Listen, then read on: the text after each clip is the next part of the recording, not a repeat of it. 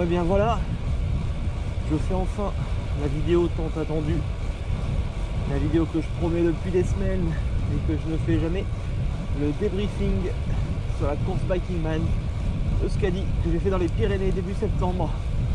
Donc j'ai cru voir qu'elle avait été plutôt appréciée cette vidéo, ce petit film. Il y a des enseignements à en tirer. Donc ça va être le thème de ces vidéos.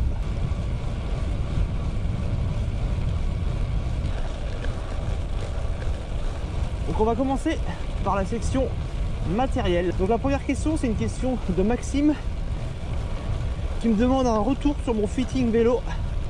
Est-ce que je changerai quelque chose? Et est-ce que j'ai eu des problèmes d'étanchéité? Je relis ça aussi avec la question d'Emeric qui me demande si j'ai eu de la pluie. Et ensuite, une question de Jean-François qui me demande où est-ce que j'ai eu mon pantalon de pluie et est-ce que ça causait des frottements. Je vais faire un peu de gravel. Bon, j'ai pas les roues de gravel, mais ça va le faire quand même. Un peu de gravel dans la forêt, c'est vraiment sympa. Je vais pas vite, c'est une petite balade aujourd'hui. C'est détente, à peu près 65 km. On va essayer de voir des châteaux, de voir des belles choses.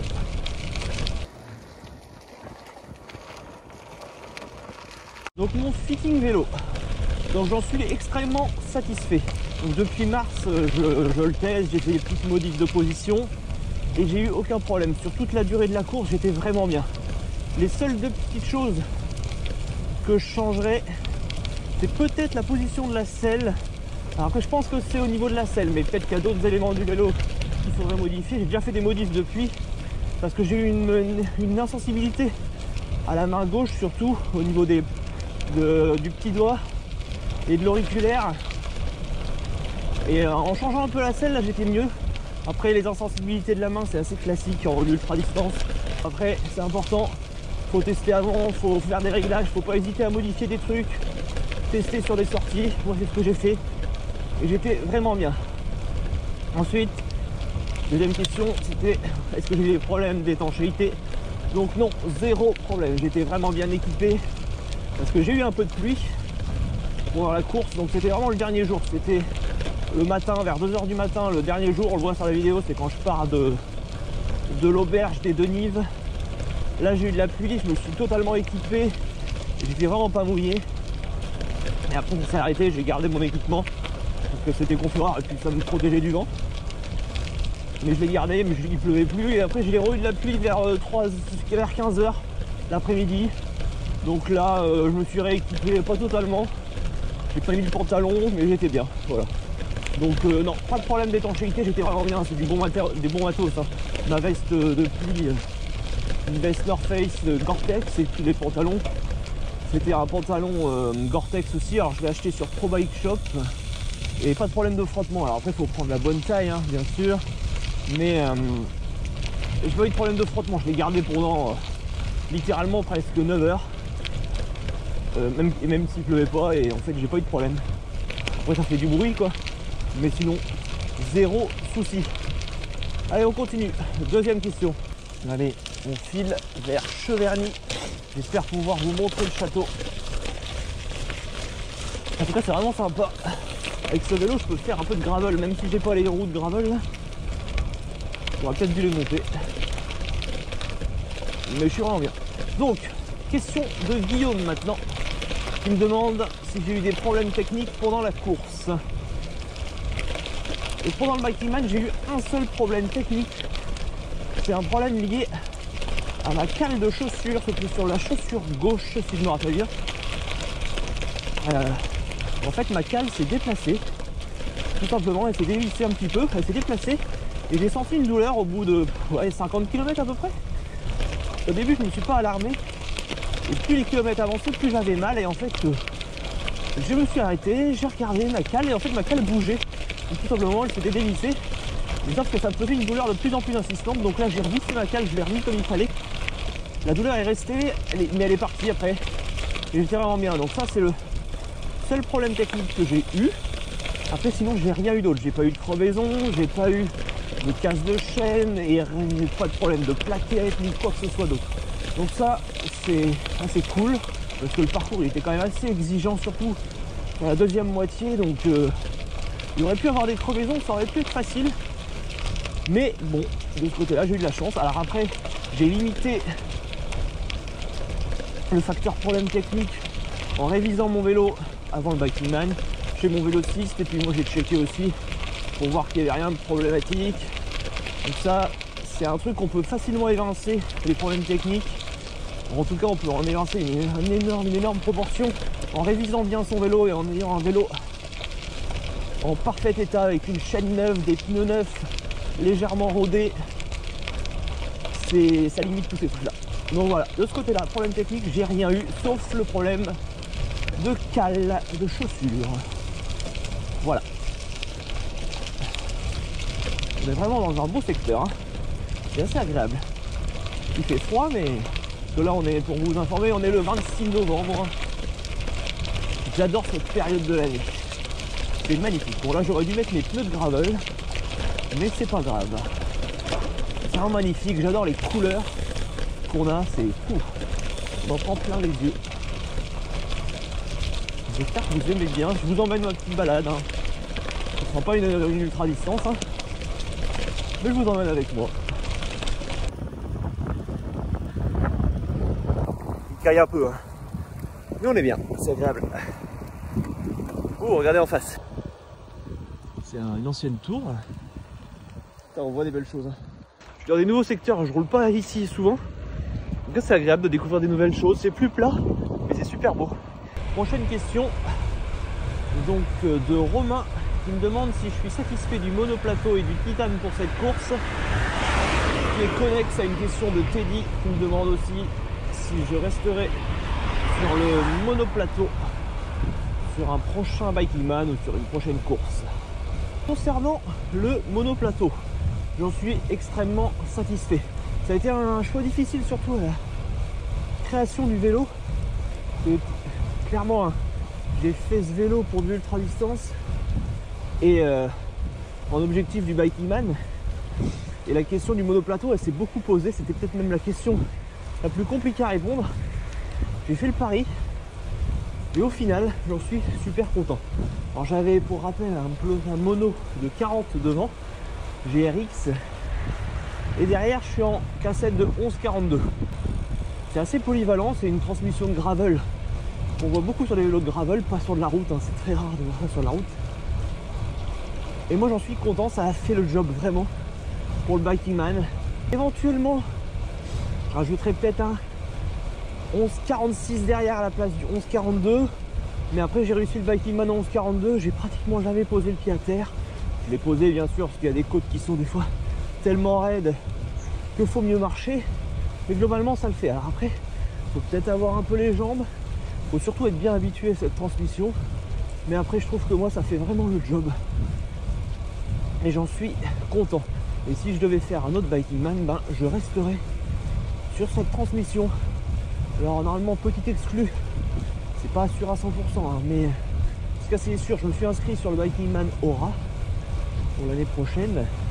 Je suis pas sûr de pouvoir le faire.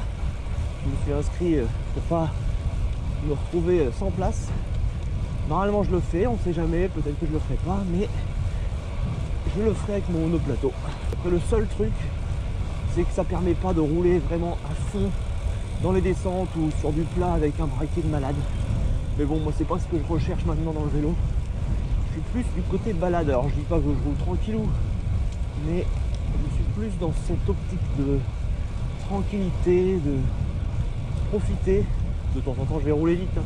Mais là comme aujourd'hui, je vais faire 23 de moyenne, 24 de moyenne. Vraiment cool quoi. Je vais juste profiter, prendre mon temps. Après il faut quand même se rendre compte que le monoplateau, c'est à tester avant, hein. Faut pas se lancer direct sans avoir jamais testé. Moi je viens du VTT et en VTT j'ai toujours roulé en monoplateau, toujours roulé. J'ai roulé principalement en monoplateau, donc je sais ce que c'est, les gaps entre les vitesses et tout ça. Donc ça m'a pas trop choqué sur ce vélo là, mais c'était un gros pari. Mais il faut tester, ça vaut pour moi, c'est pas garanti que ça vaut pour tout le monde. Donc à tester avant, mais moi j'adore. Donc maintenant concernant le titane, donc ça clairement j'ai totalement adoré. Pour moi c'était un atout de taille sur cette course. Le confort que ça apporte, C'est vraiment incroyable. Sur le Ivan Euskadi, c'est vraiment top. Après, bien sûr, cette course-là, mais comme n'importe quelle course, hein, on peut le faire avec un vélo en carbone, un vélo en alu, n'importe quoi. Un tricycle, un monocycle, n'importe quoi. Mais avec un vélo en titane, c'est quand même plutôt pas mal. J'ai vraiment apprécié dans la dernière partie de la course, quand on était dans le désert, là, vraiment dans le fin fond du Pays Basque, où il n'y a rien du tout, il y a des nids de poules, on voit rien, il y a des graviers. J'étais bien content. Alors bien sûr, il n'y a pas que ça, il y a aussi les roues, les pneus, j'en parlerai un petit peu plus tard. Ça a beaucoup joué, il n'y a pas que le titane, hein. Il ne faut pas se leurrer. Hein. Tu peux avoir un très bon vélo en carbone, super bien foutu et hyper confortable, hein. Même plus confortable qu'un titane. Mais bon, moi, le titane, mon vélo, le Chirou, c'est un parfait choix. Je suis hyper content de ce vélo et je vais le garder. Je ne m'en séparerai jamais, ça c'est sûr et certain. Allez, on passe à la prochaine question. On est à Courcheverny, pas loin de Cheverny, c'est beau. Question de Philippe qui me demande quels sont les bons et les mauvais points de mon setup. Et une question de Val qui me demande qu'est-ce que je modifierais sur mon setup à l'avenir. Point de vue bons et mauvais points, je dirais que globalement mon setup il m'a bien plu. J'ai eu aucun problème avec. Donc en fait j'ai pas vraiment de mauvais points sur mon setup. Ça va être que des axes d'amélioration en fait, des petites modifs à faire. Mais là à l'heure actuelle, si je devais repartir sur une ultra demain, je reprendrais le même setup, pas de problème. Château de Cheverny. Je vais essayer de vous montrer un petit truc là. On va voir ce qu'on peut faire. On va essayer de faire un peu de drone. On va essayer de droner un peu.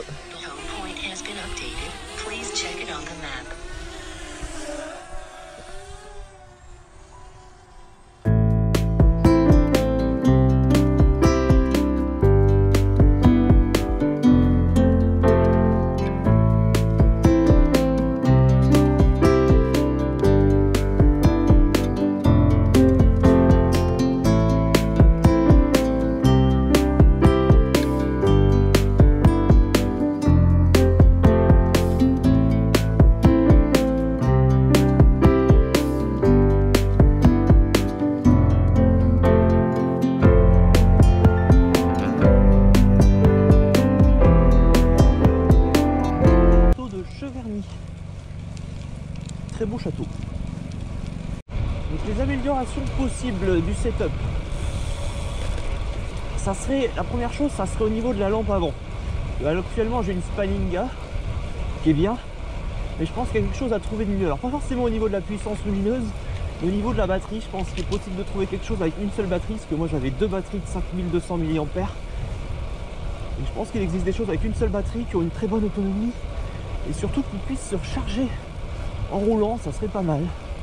Donc ça sera un axe d'amélioration, mais bon, ce que j'ai actuellement fonctionne bien. Deuxième chose, ça serait la veste de pluie, parce que ma veste de pluie elle est bien, elle est super étanche, très fonctionnelle avec des grosses poches, mais elle est assez volumineuse et lourde. Et je pense qu'il existe des choses tout aussi étanches mais plus compactes. Donc ça sera à étudier, à chercher. Ça coûte assez cher, mais je pense qu'il y a quelque chose. Et la dernière chose peut-être à améliorer plus tard, parce qu'au niveau de la sacoche de cadre, alors moi j'ai une Ortlieb actuellement qui fait 11 litres si je ne me trompe pas, non 4 litres pardon, et ça je pense qu'il y aurait moyen d'améliorer avec quelque chose de plus rigide et un peu plus fonctionnel, parce que la Ortlieb c'est pas qu'elle est pas bien, mais elle est un petit peu, quand on met les choses dedans c'est un petit peu en vrac quoi. J'aimerais bien quelque chose de plus rigide avec des compartiments. Donc à étudier, peut-être à Pidura ou je ne sais pas. À voir. Mais sinon globalement pas de point noir. Un setup plutôt bon. Il y a du monde. Et là je vais me diriger vers le deuxième château du secteur. Alors je précise pour le drone, j'ai bien vérifié avant si j'étais autorisé de voler dans les endroits où j'ai volé. J'utilise Géoportail pour ça. Je ne vole pas dans les endroits où j'ai pas le droit, surtout dans les terrains militaires ou en pleine agglomération. Là j'étais aux abords, mais on voyait le château de Cheverny, c'était beau. Donc je suis complètement dans mon droit, en tout cas je l'espère. Normalement c'est bon. Je fais très attention à ça parce que j'ai pas envie d'avoir des problèmes. Voilà, allez, je continue et on passe aux prochaines questions. Un autre petit château là-bas, je sais pas ce que c'est. Je regarderai ça plus tard. Donc là, on va passer à la prochaine question. Une question de Hervé. Je demande pour au niveau du couchage, est-ce que j'avais seulement un bibi et un sac à viande? Est-ce que j'avais un matelas? Un peu de gravel. Donc oui, pour le couchage, j'ai pris seulement le bibi et le sac à viande pour le Biking Man, parce que c'est vraiment en mode course. Je savais que j'allais pas normalement dormir dans un lit, ou en tout cas c'est pas l'objectif. Et je savais que j'arrive à dormir sur du dur. Je l'ai testé avant bien sûr, hein. Donc le bibi ça suffisait largement. En plus ça me permet d'être étanche. J'attendais pas de toute façon des températures très très froides pendant le Biking Man. Le sac à viande ça m'a permis d'avoir un peu plus chaud. Donc ça c'était super. Le duvet ça m'aurait été beaucoup trop encombrant, beaucoup trop lourd. Et le matelas pareil. C'est pas très lourd mais c'est surtout encombrant. Et puis faut le monter, faut le dégonfler. Pour une course Biking Man, je prends pas ça. Après sur un voyage au long cours de 4-5 jours en mode tranquille, où je dors la nuit, là oui, je peux prendre un matelas, voire même le duvet en plus, voire même une tente, pourquoi pas. Mais là sur un format course, s'il fait pas très froid, pas de duvet. Puis le matelas encore moins parce que c'est à la dure, hein. Moi si je veux dormir confort, je te prends un hôtel. Mais sinon, pas besoin. Donc voilà pour ce qui est du couchage. Après bien sûr comme tout le reste, hein, faut toujours tester avant.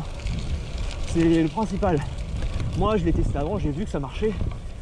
C'est pour ça que je l'ai fait.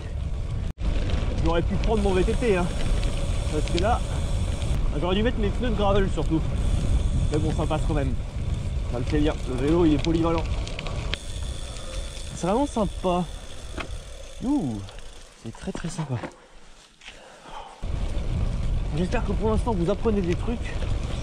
J'espère que ça vous donne des idées éventuellement. Ça peut vous motiver pour faire une course d'ultra-distance cette année. Enfin, cette année, en 2022 pardon. Prochaine question, c'est une question de Cédric qui me demande comment j'ai géré au niveau des caméras et du film, donc au niveau mémoire, au niveau autonomie des batteries, au niveau matériel. Donc pour filmer, j'ai utilisé principalement ma GoPro Hero 7 Black comme en ce moment là, sur mon harnais, sur le torse. Donc là à peu près on va dire 80%, 85% du temps. Le reste a été filmé au téléphone un petit peu, avec un iPhone 12 mini.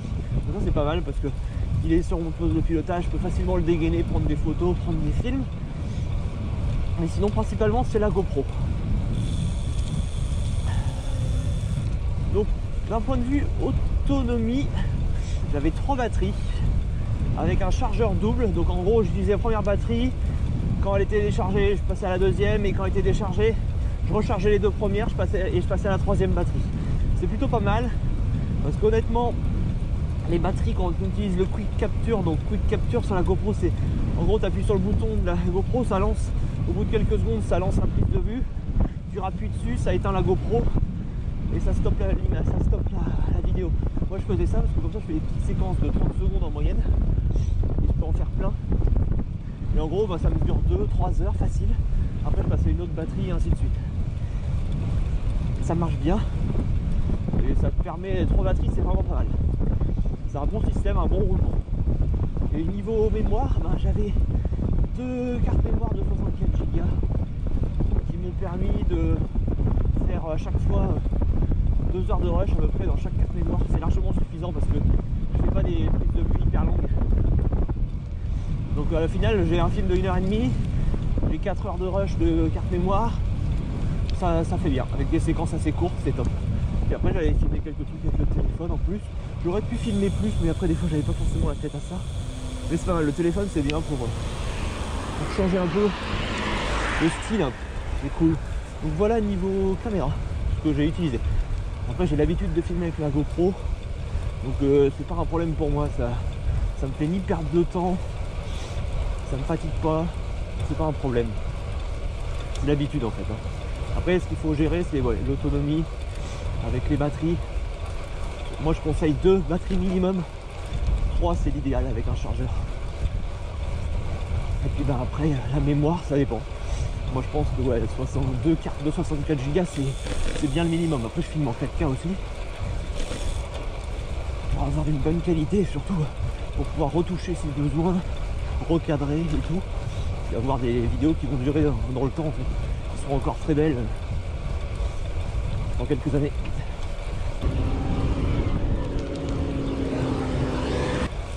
Donc là, on va passer à la prochaine question. Une question de Yann qui me demande cette fois-ci comment j'ai géré au niveau de l'énergie avec tout ce qui est powerbank. Donc pour ça, j'avais plusieurs modules.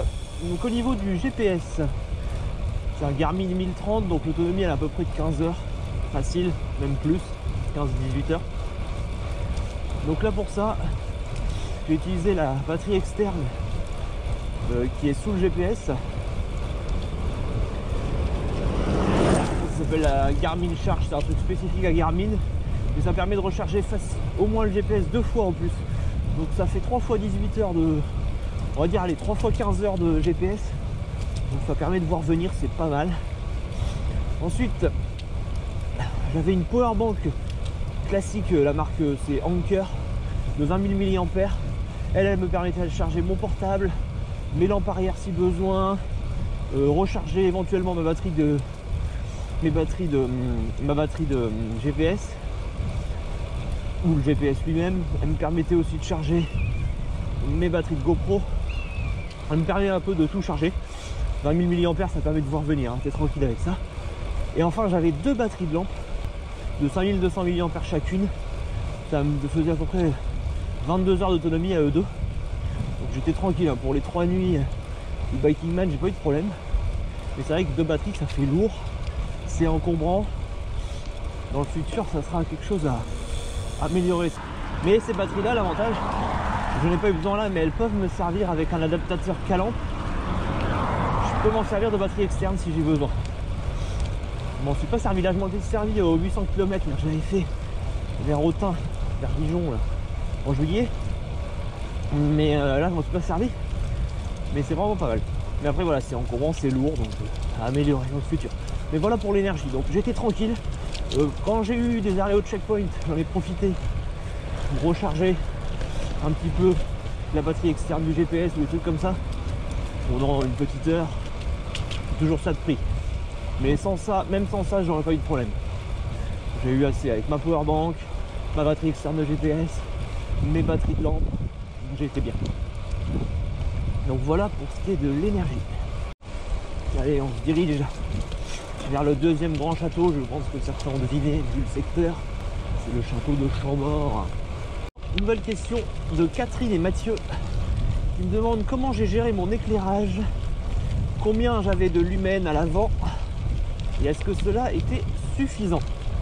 Donc pour l'éclairage, comme j'ai pu le dire de 3 petits moments avant, j'avais une lampe Spalinga Thor à l'avant. Donc c'est une lampe de 1100 lumens avec 2 modes. Un mode normal, on va dire, en mode moyen que j'ai utilisé 98% du temps. Et après il y a un mode pleine puissance que j'ai utilisé 2% du temps, voilà. Mais moi la plupart du temps ça me suffisait le mode classique.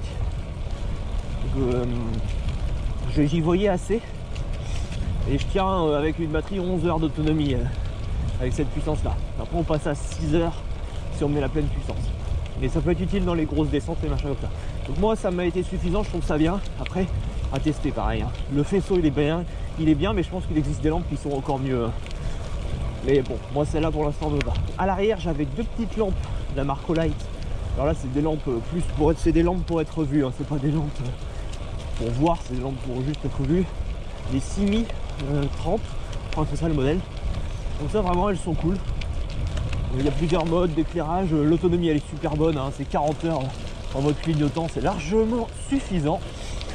Et puis après j'avais une lampe frontale en plus, une Petzl Bindi que j'aime beaucoup. Cette lampe elle est très légère, une puissance pas énorme, mais elle peut servir en secours si j'ai un problème de lampe avant, elle se recharge très vite.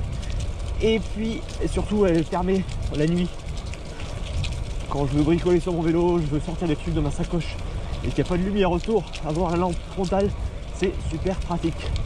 Prochaine question, une question de Alain, question simple. Il me demande c'est quoi mes chaussures. Donc les chaussures que j'ai utilisées pour le Bikingman, c'est des Mavic XA Pro. Donc c'est des chaussures de VTT. Donc j'ai fait le choix de prendre ces chaussures parce qu'en fait à la suite du mon 800 km quand je suis allé vers Dijon là, en fait j'ai mis mes chaussures de VTT XEC, celles que j'ai actuellement là, sous mes couvre-chaussures. Et en fait à la fin j'avais mal aux pieds. En fait c'est des chaussures qui sont bien, elles ont un bon rendement, elles sont légères et tout. Mais le problème c'est qu'elles serrent beaucoup, elles sont très rigides, elles serrent beaucoup les orteils. Et j'avais mal aux pieds à la fin.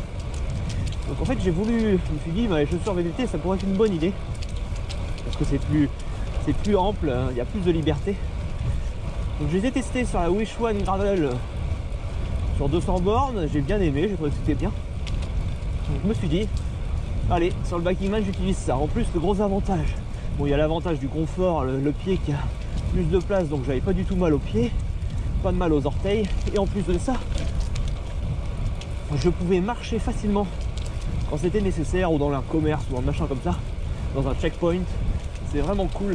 Donc ça, moi je conseille honnêtement les chaussures de VTT, ou en tout cas des chaussures ouais, un peu souples, avec de la place pour bouger les pieds, parce que sur du long, c'est très important. Et en plus quand on fait du sport, les pieds ont tendance à gonfler, donc avoir un peu de place dans ces chaussures, c'est extrêmement important.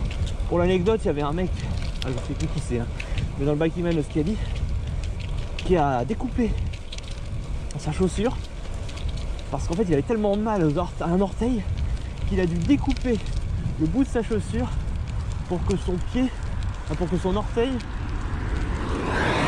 passe et lui fasse plus mal en fait. Truc de fou quoi. Donc l'important c'est d'avoir des chaussures souples et confort, bien sûr, à tester avant. Mais voilà, des Mavic XA Pro, des bonnes chaussures de VTT, j'utilise en VTT, sinon ils sont très bien. Ou en gravel. Je continue mon petit parcours, je suis à 39 km 7. Je roule vraiment cool, en mode pépère. Je profite du paysage. J'arrive bientôt dans le parc de Chambord. On arrive à Chambord, regardez comment l'entrée royale. Parc de Chambord. Je vais essayer de voir si je peux me trouver un spot assez loin pour filmer, voir ce que je peux filmer. Et puis je vais regarder le géoportail et puis on va voir ça. Je vais vous montrer quelques trucs. Et après on repassera aux dernières questions. En tout cas c'est magnifique, hein. C'est vraiment beau. Je suis dans un beau coin, je suis déjà venu, mais là je redécouvre. J'espère que j'ai pas trop la gouttonnée parce que là, caille, je sais pas combien, il doit faire 4 degrés. C'est frais.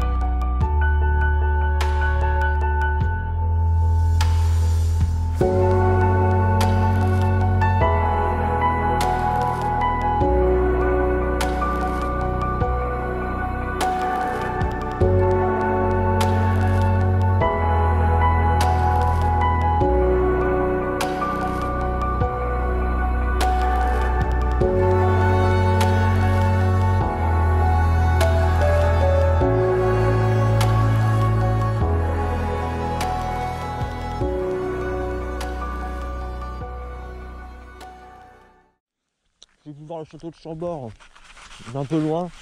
Je ne suis pas rapproché trop parce qu'il y avait du vent et puis après c'est pas autorisé. Mais j'ai fait une belle vue, donc on va voir. Bon allez, je mange un peu. On est reparti. Il me reste 20 bornes.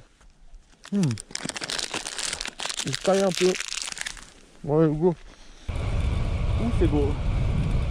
C'est beau, c'est beau, c'est beau.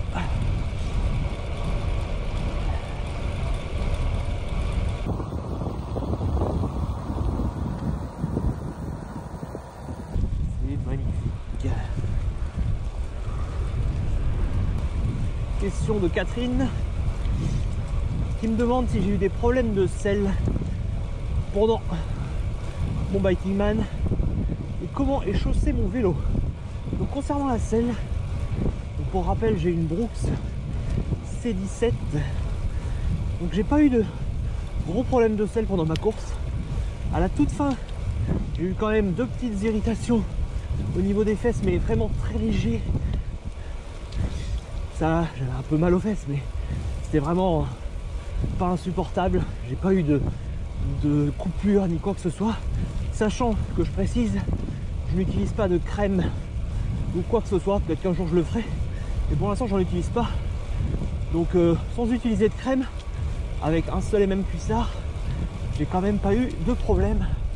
Après je pense que si ça avait duré 1200, 1500 bornes ou plus, bah, j'aurais peut-être eu mes irritations auraient été peut-être plus grosses. Mais là j'ai eu 2 petites irritations, rien de petites rougeurs, rien de grave. Donc au niveau pneus, j'ai mis des Continental 4 saisons. À la base je mets des 14 skin, mais c'est un peu trop lisse.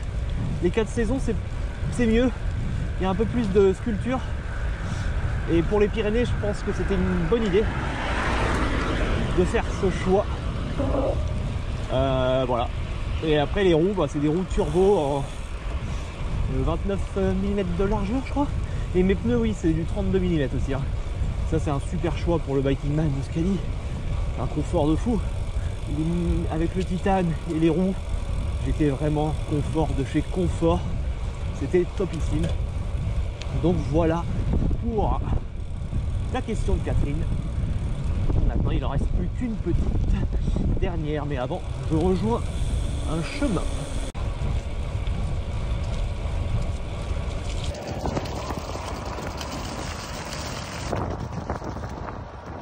Dernière question de Johnny qui me demande un retour sur le sac banane, si c'est confort et qu'il n'y a pas de problème de transpiration. Donc le sac banane, c'était un Evoque Hype Pack 3 litres, je crois que j'avais le modèle. Donc c'est super, ça se fait complètement oublier, c'est très confortable, on peut mettre beaucoup de choses dedans, c'est très pratique, on peut le faire tourner sur sa taille en roulant, on peut bricoler dedans en roulant, on peut mettre de la bouffe dedans, c'est super, moi j'adore.